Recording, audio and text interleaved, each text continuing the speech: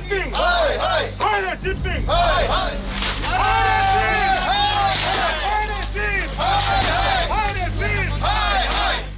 चीनी प्रोडक्ट्स के बहिष्कार का मामला देश भर में तूल पकड़ने लगा है।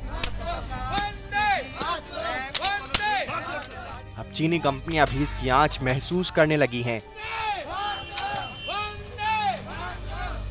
इन कंपनियों के प्रोडक्ट्स को लेकर लोगों में जिस तरह का गुस्सा है, उसे देखकर चीनी ब्रांड्स विज्ञापनों में कटौती करने की रणनीति पर काम करने की फिराक में हैं। इस रणनीति से वो लोगों के सामने अपनी चीनी पहचान को उजागर न करने की कोशिश में जुट गई हैं। लेकिन इस रणनीति की राह का सबसे बड़ा रोड़ा कॉन्ट्रैक्ट बन सकते हैं, जिन्हें कोई भी कंपनी रातों रात खत्म नहीं कर सकती है। इनसे कानूनी मुद्दे भी जुड़े हैं और जुबानी के साथ साथ कागजी शर्तें भी जुड़ी हुई हैं। इस दुविधा में सबसे ज्यादा चीनी स्मार्टफोन और इलेक्ट्रॉनिक ब्रांड्स उलझे हैं। इस बीच कंपनियों ने अपनी बिक्री की रणनीति को दुरुस्त करने के लिए मेड इन इंडिया का पैंतरा चलने का दांव चला है। चीनी कंपनियां ग्राहकों के साथ सोशल मीडिया और मीडिया के जरिए होने वाले अपने संवाद में अब मेड इन इंडिया का इस्तेमाल करेंगी। इस संवाद में वो अपने भारतीय निवेश की योजनाओं और कंपोनेंट मैन्युफैक्चरर्स को भारत लाने की योजना के बारे में बताएंगी। इससे वो साबित करेंगी कि उनका जन्म भले ही चीन में हुआ है, लेकिन कारोबारी लिहाज से वो एकदम भारतीय हैं।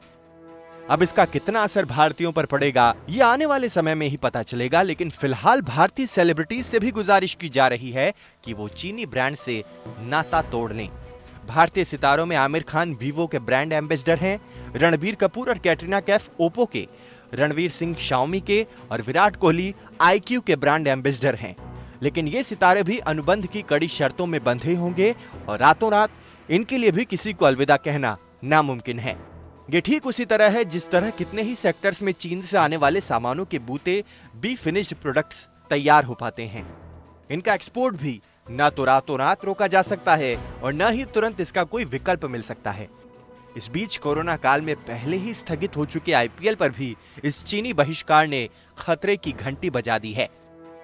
सितंबर-अक्टूबर में आयोजित किए जाने की योजना बना रहे IPL का मुख्य स्पॉन्सर वीवो है। वीवो ने 5 साल के लिए 2199 करोड़ रुपए का करार 2018 में किया था। वीवो ने प्रो कबड्डी लीग की स्पॉन्सरशिप के लिए भी 300 करोड़ चुकाए थे और उसके आयोजन का तो इस साल कहीं कोई जिक्र तक नहीं है। अब देखना यही है कि दोनों देशों के बीच का ये विवाद किस हद तक बढ़ता है, या इसे बातचीत के जरिए सुलझा लिया जाएगा। इसके बाद ही चीनी कंपनियों की भारत में आगे की राह साफ हो पाएगी।